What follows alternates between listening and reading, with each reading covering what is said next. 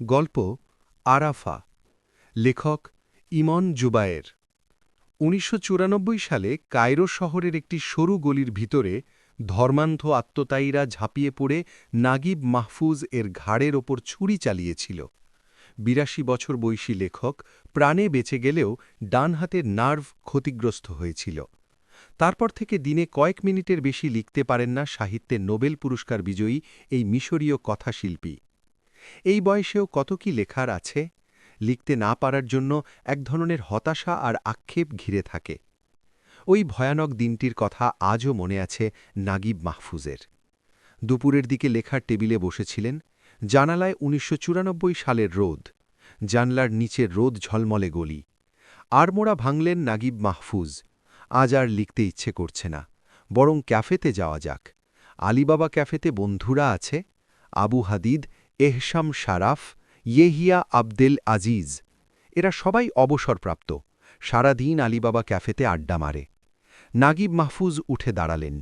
গলিতে ঝরঝরে রোদ, ডান পাশে একটি পুরনো ৩তলা বাড়ি, সেই বাড়ির ছায়া পড়েছে গলিতে। বাঁ পাশে একটি দোতলা বাড়ি, দোতলার বারান্দার রেলিংটি বাদামি রঙের কাঠের ওপর কারুকাজ করা। গলির দেওয়ালে কালো কালিতে আরবিতে সমাজ বদল, নিপাত যাও ইত্যাদি স্লোগান লেখা। স্লোগানের পাশে রাজনৈতিক নেতার পোস্টার সাঁটা। ম্লান হাসলেন নাগিব মাহফুজ। ১৯৮৮ সালে নোবেল পুরস্কার পাওয়ার পর এক ইতালিয়ান সাংবাদিক প্রশ্ন করেছিলেন, হোসনি মুবারক সম্বন্ধে আপনার মতামত কি?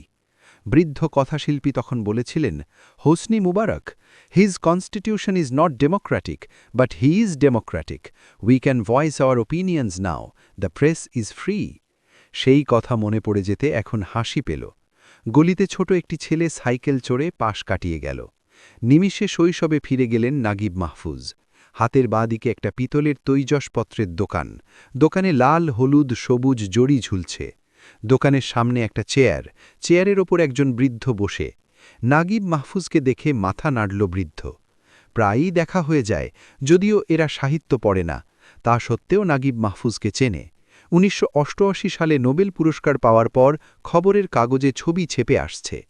পাশে পনির নিয়ে বসেছে একজন মাঝবয়সী লোক, মাছি ভনভন করছে, পাখা হাতে মাছি তাড়াচ্ছে লোকটা। কালো বোরখা পরা মহিলা উবু হয়ে বসে পনির বাছাই করছে। মহিলার কোলে শিশু, মাথায় লাল ফেজ টুপি আর সবুজ জব্বা পরা একজন বৃদ্ধ লাঠিতে ভর দিয়ে হাঁটছেন। কি নাম ভদ্রলোকের? ইমাদ বদর আল দিন, না নাবিল আবদেল্লা এল আরাবি? একজন যুবক দ্রুত হেঁটে যাচ্ছে, মাথায় বড় একটা ডালায় রুটি। কত বছর ধরে দেখছি এসব। আমার বয়স ৮২ বছর হল। এরাই আমার লেখায় উঠে এসেছে। কখনো নাপিত আব্বাস, কখনো ক্যান্ডি বিক্রেতা কামিল চাচা, কখনো ক্যাফে মালিক খিরশা। এসবই লেখায় উঠে আসে বলে ইউরোপের লোকে বলে মিশরের বালজাক। নাগিব মাহফুজ দীর্ঘশ্বাস ফেললেন। কিভাবে কেটে গেল ৮২ বছর। গলিতে কি যেন অনুসরণ করছে বলে মনে হল। মনের ভুল? পিছন ফিরে তাকালেন। রোদ ভর্তি গলির ভিতর সেই মাথায় লাল ভেজটুপি আর সবুজ জোব্বা পরা বৃদ্ধ লাঠিতে ভর দিয়ে হেঁটে যাচ্ছেন। কাল রাত্রে অদ্ভুত এক স্বপ্ন দেখেছেন নাগিব মাহফুজ। আলিবাবা ক্যাফে ভর্তি ঝাঁকঝাঁক মাছি ভনভন করছে, অস্বস্তিকর গুঞ্জন। আবু হাদিদ ক্যাফের বাইরে দাঁড়িয়ে আছে, হাতে পতাকা। ট্রাফিক পুলিশের মতো পতাকা নেড়ে ক্যাফের ভিতরে যেতে নিষেধ করছে। কি এর মানে? সম্প্রতি সালমান রুশদির বিতর্কিত বইটির জন্য ইরানের ধর্মীয় নেতা আয়াতুল্লাহ খোমেনি রুশদির বিরুদ্ধে ইরানি নেতা খোমেনি মৃত্যু পরোয়ানা জারি করেছেন। অথচ খোমেনির অধিকার নেই রায় দেওয়ার। এটি ইসলামী পন্থা নয়। ইসলামী নীতি অনুযায়ী অভিযুক্ত ব্যক্তির সামনে দুটি পথ খোলা থাকে, তওবা এবং শাস্তি। রুশদিকে সেই সুযোগ দেওয়া হয়নি। কাজেই খোমেনি বিপজ্জনক অবস্থায় রয়েছেন। অবশ্য স্বাধীন মত ব্যক্ত করার অধিকার রুশদির রয়েছে। কথা বলায় মিশর সহ আরব বিশ্বের ধর্মান্ধরা ক্ষেপে উঠেছে। অবশ্য রুশদি যে সেটানিক ভার্সেস বইতে ইসলামকে অপমান করেছেন সে কথাও বলেছেন নাগিব মাহফুজ। মোল্লারা কানে তোলেনি। স্বাধীন মত ব্যক্ত করার অধিকার রুশদির রয়েছে, কথায় ধর্মান্ধরা ক্ষেপে উঠেছে। অবশ্য দীর্ঘদিন ধরেই ধর্মান্ধদের মৃত্যু তালিকায় আছেন নাগিব মাহফুজ। ১৯৫৯ সালে লেখা দ্য চিলড্রেন অফ গ্যাবেলাভি উপন্যাসটি মিশরে নিষিদ্ধ করা হয়েছিল। সেই বিতর্কিত বইটির কথা এখন আবার তুলছে ধর্মান্ধরা। নাগিব মাহফুজ দীর্ঘশ্বাস ফেললেন। আমি মনে করি দ্য চিলড্রেন অফ গ্যাবেলাভি লিখে আমি আমার দায়িত্ব পালন করেছি। গ্যাবেলাভি এবং তার 4 সন্তানের উপাখ্যানের ভিতরে মানব সমাজের বৈপ্লবিক বিকাশের বিষয়টি আলোচনা করেছি। দীর্ঘদিন আগে গ্যাবেলাভি ঊষর মরুভূমিতে একটি প্রাসাদ নির্মাণ করেছিলেন। গ্যাবেলাভির বংশধর সাধারণ মিশরীয়, তারা গলিতে বাস করে। গলি থেকে পূর্বপুরুষ গ্যাবেলাভির প্রাসাদ দেখা যায়।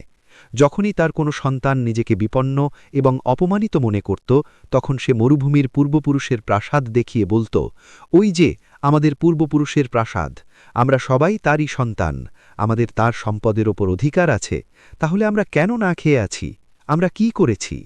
গ্যাবেলাভির বংশধরেরা পরস্পরের সঙ্গে সংঘাতে লিপ্ত। আসলে চিলড্রেন অফ গ্যাবেলাভি হল রিফা কাসিম এবং আরাফার রূপকধর্মী কাহিনী।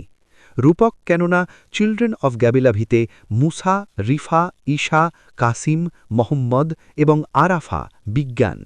রূপকধর্মী উপন্যাসটির বিষয় বিপ্লব এবং বিপ্লবের প্রতিবন্ধকতা। গ্যাবেলাভির বংশধরেরা সামাজিক, রাজনৈতিক এবং অর্থনৈতিক বৈষম্যের বিরুদ্ধে লড়াই করছে। গাবাল, রিফা, কাসিম এবং আরাফা এই 4 জন 4টি বিপ্লবী আন্দোলনের নেতা। এরা ইহুদি, খ্রিস্টান, ইসলাম এবং বিজ্ঞানের প্রতীক। এরা প্রত্যেকেই সমতা এবং উন্নয়ন ভিত্তিক নতুন যুগের আশা দেখিয়েছিল। প্রাথমিক সাফল্যের পর সে আশা অবশ্য নিরাশায় পর্যবসিত হয়েছে। কাজেই নতুন বিশ্বাসের জন্ম হয়েছে, নতুন বিপ্লবের প্রয়োজন হয়েছে। বারবার এই প্রক্রিয়াই পুনরাবৃত্তি। যে কারণে চিলড্রেন অফ গ্যাবেলাভি সম্বন্ধে জনৈক ইউরোপীয় সমালোচক লিখেছেন, the novel's refrain that humans are cast to forget the lessons of the past and forced to relearn them continually through hardship reveals a deeply pessimistic world view that calls into question the very suggestion that injustice can be ameliorated through revolution against the existing order by individuals who are so enmeshed in this order that they personify its values even in rebellion.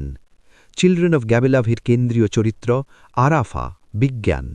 অবশ্য 3টি ধর্ম দাবি করে আরাফা আমাদের সম্প্রদায়ের, অথচ এরা আবার আরাফাকে ভয় করে। উপন্যাসটির গূঢ় অর্থ আরব বিশ্বের মোল্লারা বুঝিনি। 1959 সালে বইটি প্রকাশের পর মিশর সরকার ধর্মান্ধদের বিরাগভাজন হওয়ার আশঙ্কায় বইটি নিষিদ্ধ করে। অথচ an allegory is not meant to be taken literally. Hi, there is a great lack of comprehension on the part of some readers. দীর্ঘশ্বাস ফেলে হাঁটতে থাকেন 82 বছর বয়সী লেখক। সামনে ডান দিকে একটি ইট বিছানো সরু গলির মুখ। প্রায়ই আলিবাবা ক্যাফেতে যেতে এই শর্টকাট পথ ধরেন নাগিব মাহফুজ। আজ গলিতে পা দেখেই গা ছমছম করে উঠল। সকাল থেকেই অদ্ভুত এক অনুভূতি দেহ মন গ্রাস করে আছে। কাল রাত্রে দেখা বিচিত্র স্বপ্নের কথা মনে পড়ল। প্রাচীন মিশরের 7ম রাজবংশের ফারাও রাহোটেপ আত্মতায়ী হাতে আহত হওয়ার আগে স্বপ্নে মাছি দেখেছিলেন। সে কথা মনে পড়তে পড়তে গা শিরশির করে উঠল। আজ সকাল থেকেই কেবলই মনে হচ্ছে গলির ভিতর কোথাও আত্মতায়ী ওত পেতে আছে। সরকার অবশ্য পুলিশি নিরাপত্তার ব্যবস্থা করেছে। আজকে অবশ্য কাউকে দেখা গেল না। আশেপাশে পুলিশ সাদা পোশাকে থাকার কথা। একজন কালো জোব্বা পরা মাঝবয়সী লোক হেঁটে আসছে। পুলিশের লোক? ঠিক তখনই পিছন থেকে পায়ের শব্দ হল। পিছন ফিরে তাকাতেই সামনের লোকটা ঝাঁপিয়ে পড়ল। ভীষণ চমকে উঠলেন নাগিব মাহফুজ। পরক্ষণেই কণ্ঠনালীর কাছে তীব্র যন্ত্রণা, ফিনকি দিয়ে রক্ত ঝরেছিল, হিম অন্ধকার গ্রাস করেছিল।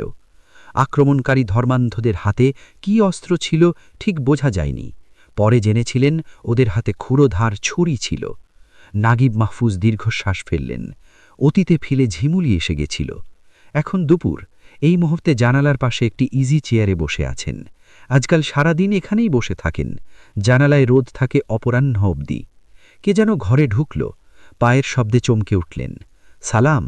নাগিব মাহফুজের দৃষ্টিশক্তি ক্ষীণ হয়ে এসেছে। মুখ তুলে দেখলেন নাবিল হাবিব এসে দাঁড়িয়েছে। সালাম। নাগিব মাহফুজ ক্ষীণ এবং দুর্বল কণ্ঠে বললেন। বৃদ্ধ নাবিল হাবিব নাগিব মাহফুজের আইনজীবী, এখন অবশ্য সচিবের দায়িত্ব পালন করছেন। বহুদিন ধরে বিপদ আপদে পাশে আছেন নাবিল হাবিব। হাসপাতালেও পাশে ছিলেন। ধর্মান্ধদের আক্রমণের পর থেকে সশস্ত্র দেহরক্ষীর ব্যবস্থা করেছেন নাগিব মাহফুজ। এখন আর সবাই আগের মতো নাগিব মাহফুজের সঙ্গে দেখা করতে পারে না। নাগিব মাহফুজের সঙ্গে কারোর কোনো প্রয়োজন হলে প্রথমে নাবিল হাবিবের সঙ্গে যোগাযোগ করে। বলো, কি বলবে? নাবিল হাবিব বললেন, রবার্ট ফিস্ক ফোন করেছিলেন, তিনি আপনার সঙ্গে একবার দেখা করতে চান। ও, রবার্ট ফিস্ক মানে ব্রিটেনের দ্য ইন্ডিপেন্ডেন্ট পত্রিকার বর্ষিয়ান সাংবাদিক? মাথা নাড়লেন নাবিল হাবিব। রবার্ট ফিস্ককে চেনেন নাগিব মাহফুজ। বছর 10 আগে একবার দৈনিক আল আহরাম পত্রিকা অফিসে দেখা হয়েছিল।